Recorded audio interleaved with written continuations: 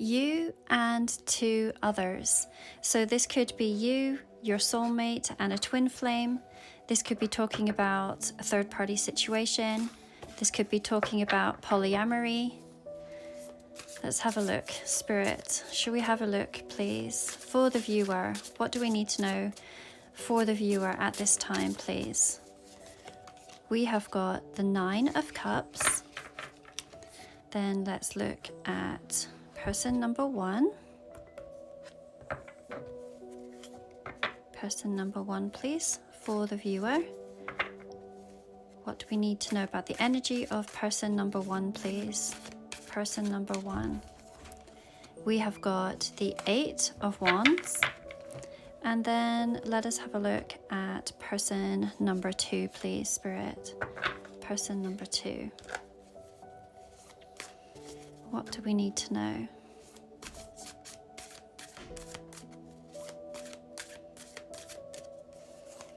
We have got the 6 of Wands, all of them quite lovely cards.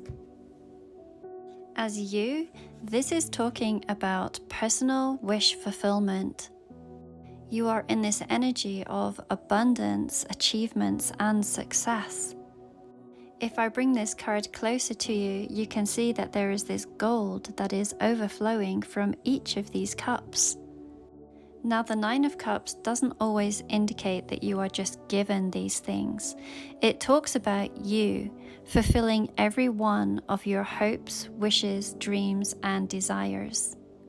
The universe will, of course, meet you more than halfway.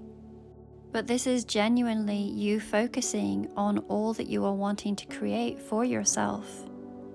There is huge emotional satisfaction that comes when we see the 9 of Cups.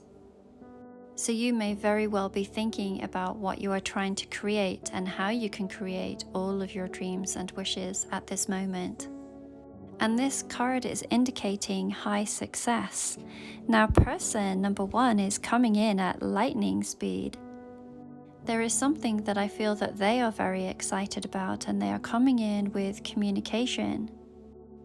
The 8 of Wands often speaks of travel, so this could be somebody that is coming in to visit, or you are going to visit them. And this potentially is happening very, very soon. The 8 of Wands is often a card that speaks of being love-struck. They are meant to be symbolic of Cupid's arrow.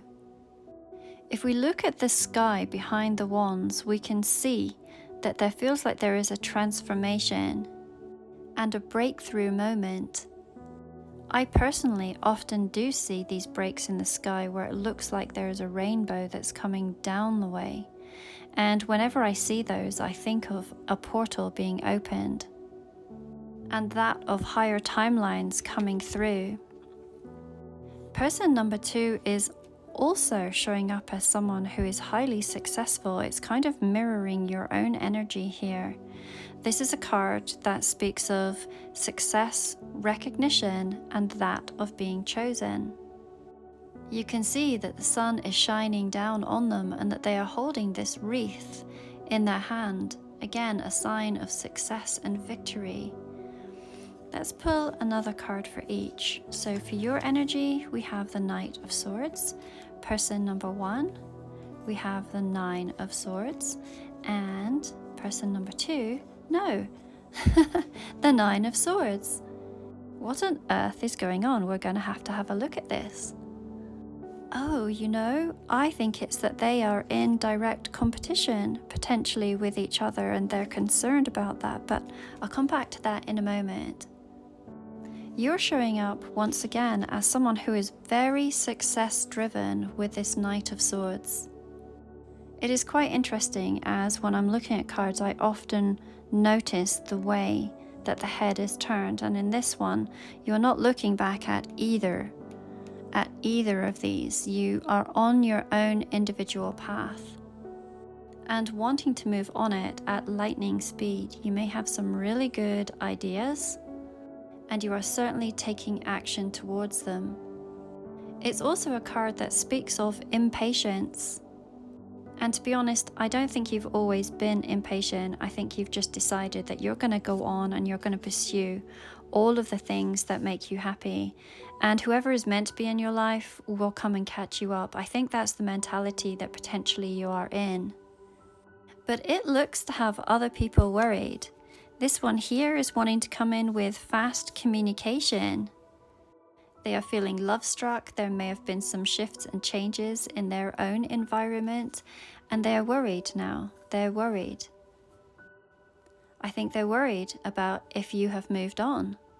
And similar for person number 2 here. Person number 2 is coming in and they've been very successful in some of their own goals and achievements.